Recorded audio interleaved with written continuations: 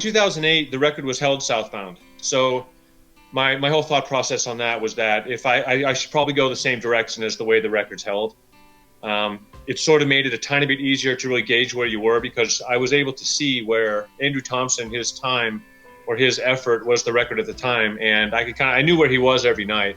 New Hampshire and Maine are super tough terrain. It's super technical. It's wet, usually wet. It's very, very hilly and mountainy and stuff. And then the terrain gets a tiny bit easier. I think it works better to go southbound to get that hard stuff out of the way.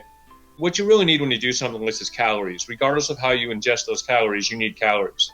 The candy thing was just a little, I didn't eat that much candy. It was just kind of put in the magazine. But I had a beer every night. I ate regular food, like the type of food that I would go on trail. Like I said, instead of like the gels and things like that, I would have anything from a cinnamon bun to some cookies to, a steak and cheese wrap or something like that, or even a slice of pizza or something like that, some chicken or something like that. So it wasn't really health junk food. So I converted a passenger van, a Ford passenger van, into a camper van where I took the seats out, put a bed in it, which sleeps two.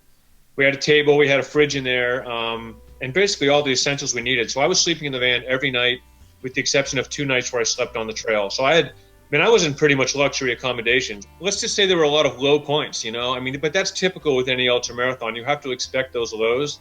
It really is a mental struggle.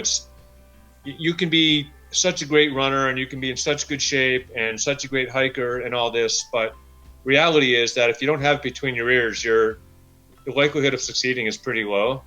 You've got to just be able to kind of throw away those low points and kind of smile and laugh at those times, and then know that it doesn't always get worse. I got 7 hours of sleep or more every night, with the exception of a couple nights maybe. Showering, yeah, well, I think I took about 4 or 5 of those. And I know that doesn't sound the most pleasant thing in the world, but the thing is, when you do something like this, you sort of have to say what's more important. Is that 10-minute, 15-minute shower of cleanliness more important than 10 or 15 minutes of sleep? Not really on something like this. You're more accustomed to just wanting to sleep. It only rained 4 days when I was out there the whole time. I only saw 6 bears. If you go 50 miles a day and know they have to wake up and do it again the next day, every day, it's misery, but you have to love it to want to do it. It's something I've been dreaming about doing for years, and my crew did a fantastic job of just keeping me going, and staying positive too was very important.